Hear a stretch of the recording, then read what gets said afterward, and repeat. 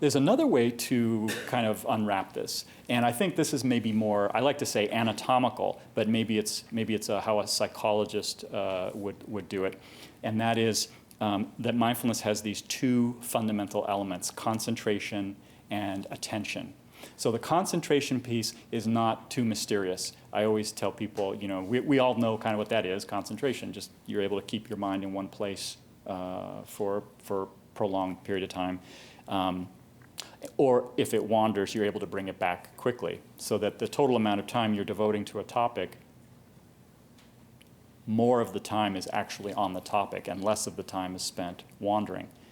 And if, this is kind of an impossible study to do, but if you really look closely, when you apply your mind to something, let's say you're going to, do some gardening, or you're at work and you're doing some kind of project or task, if we could get someone in there with a clipboard and write down when your mind is on the task and when your mind, even just for a moment, has flittered off and is thinking about lunch or your son's graduation or whatever is distracting, and then you come right back to the project, but that's time that you're away.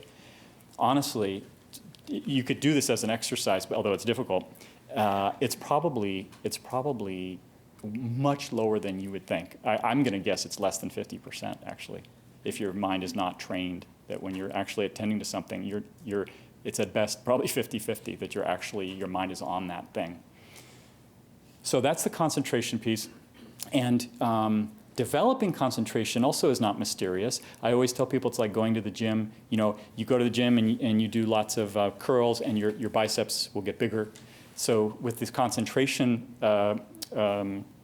exercise, which is part of the mindfulness training, we affix, just like we were doing a moment ago with the breathing, you affix your mind to something. In that case, it was the breath. And each time it wanders off, and it probably wandered off a lot, you bring it back. The more you do that, the more you're lifting weights. And so your mindfulness muscle gets stronger. And so now, after some training, and in the 8 weeks that mindfulness-based stress reduction is, it takes a few weeks. It's usually in the second half of the program that people really start to notice the benefits that are coming. But your concentration will be better, and you're able to keep your mind on something for more sustained attention. So the concentration piece is not too mysterious. The attention piece is a little bit more interesting, or maybe harder to quantify.